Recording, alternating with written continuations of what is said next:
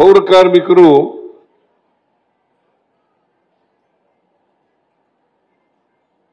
ಗುತ್ತಿಗೆ ಆಧಾರದ ಮೇಲೆ ಕೆಲಸ ಮಾಡ್ತಾ ಇದ್ರು. ಗುತ್ತಿಗೆ ಆಧಾರದ ಮೇಲೆ ಅವರನ್ನ ಗುತ್ತಿಗೆಯನ್ನು ರದ್ದು ಮಾಡಿ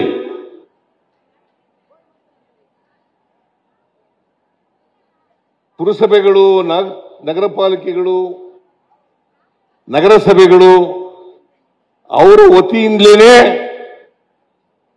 ವೇತನವನ್ನು ಕೊಡಬೇಕು ಅಂತ ಹೇಳಿ ತೀರ್ಮಾನ ಮಾಡಿದ್ದು ಮೊದಲನೇ.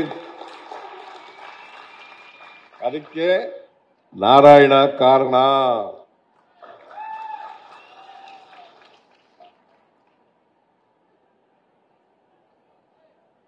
ಆಮೇಲೆ ನಾವು ಪೌರ ಕಾರ್ಮಿಕರಿಗೆ ಊಟದ ವ್ಯವಸ್ಥೆಯನ್ನ ಮಾಡತಕ್ಕಂಥ ಕೆಲಸವನ್ನ ಮಾಡೋದು.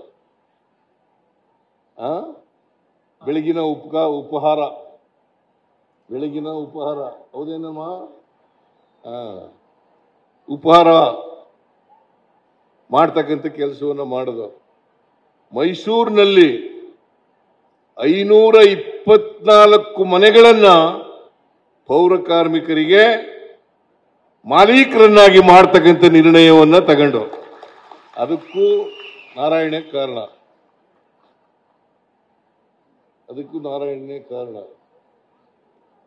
ಆಮೇಲೆ ಪೌರ ಕಾರ್ಮಿಕರಿಗೆ ಗೃಹ ಭಾಗ್ಯ ಯೋಜನೆಯನ್ನ ಜಾರಿಗೆ ಕೂಡ ತರ್ತಕ್ಕಂಥ ಕೆಲಸವನ್ನ ಮಾಡೋದು. ಇವತ್ತು ಪೌರ ಕಾರ್ಮಿಕರಿಗೆ ಮನೆಗೆ ನಮ್ಮ ಸರ್ಕಾರ 6.5 ಲಕ್ಷ ರೂಪಾಯಿಗಳನ್ನ ಕೊಡ್ತಾ ಇದೆ. ಫ್ರೀಯಾಗಿ, ಉಚಿತವಾಗಿ. ಫ್ರೀ ಅನ್ನೋದು ಇಂಗ್ಲಿಷ್ ಪದ. ಉಚಿತವಾಗಿ. ಆಮೇಲೆ ಪೌರ ಕಾರ್ಮಿಕರು ಅವರಿಗೆ ಗುತ್ತಿಗೆ ಆಧಾರದ ಮೇಲೆ ಕೊಡ್ತಾ ಇದ್ರಲ್ಲ, ಕಾಂಟ್ರಾಕ್ಟರ್ಗಳು ಕೊಡ್ತಾ ಇದ್ರು.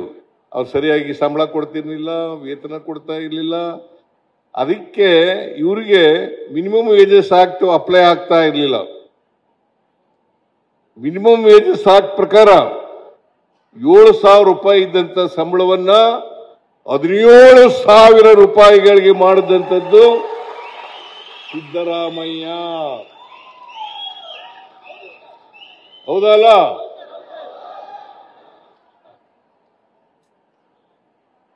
ಸಿದ್ದರಾಮಯ್ಯ.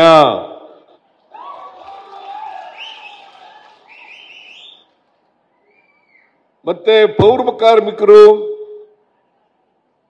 ಗುತ್ತಿಗೆ ಆಧಾರದ ಮೇಲೆ ಕೆಲಸ ಮಾಡಬಾರದು, ಕಾಯಂ ನೌಕರರಾಗಿ ಮಾಡಬೇಕು ಅಂತೇಳಿ ಬೇಡಿಕೆಯನ್ನ ನಾರಾಯಣ ಇಟ್ಟಿದ್ದಾರೆ. ಕೆಲವು ಜನರಿಗೆ ಕಾಯಂ ಆಗಿದೆ. ಮೇ 1ನೇ ತಾರೀಕು, ನಾನು ಈಗ ತಾನೇ ಶಿವಕುಮಾರ್ ಮಾತಾಡಿದ್ರು ನನ್ನ ಜೊತೆಯಲ್ಲಿ, ಮೇ 1ನೇ ತಾರೀಕು ಕಾರ್ಮಿಕರ ದಿನಾಚರಣೆ. ಅವತ್ತು ನಿಮಗೆ ಕಾಯಂ ಮಾಡ್ತಕ್ಕಂಥ ಪತ್ರಗಳನ್ನ ಕೊಡ್ತಕ್ಕಂಥ ಕೆಲಸವನ್ನು ಮಾಡ್ತಾರೆ.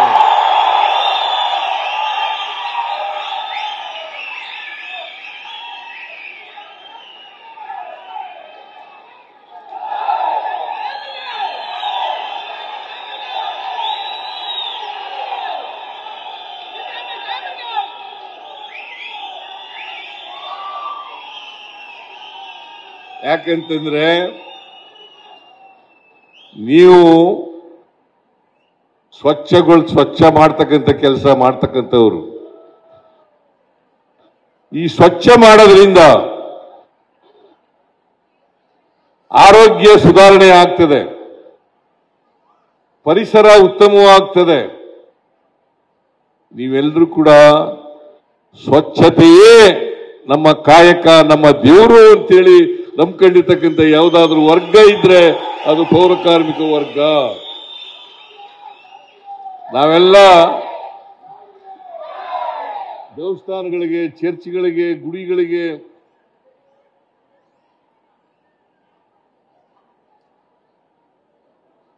ಮಸೀದಿಗಳಿಗೆ ದೇವರನ್ನ ಪೂಜೆ ಮಾಡಕ್ ಹೋಗ್ತೀವಿ. ಬಟ್ ನೀವು ಸ್ವಚ್ಛ ಮಾಡದೆ ದೇವರು ಸಮಾನವಾದಂತದ್ದು ಕಾಯಕ. ಅದಕ್ಕೆ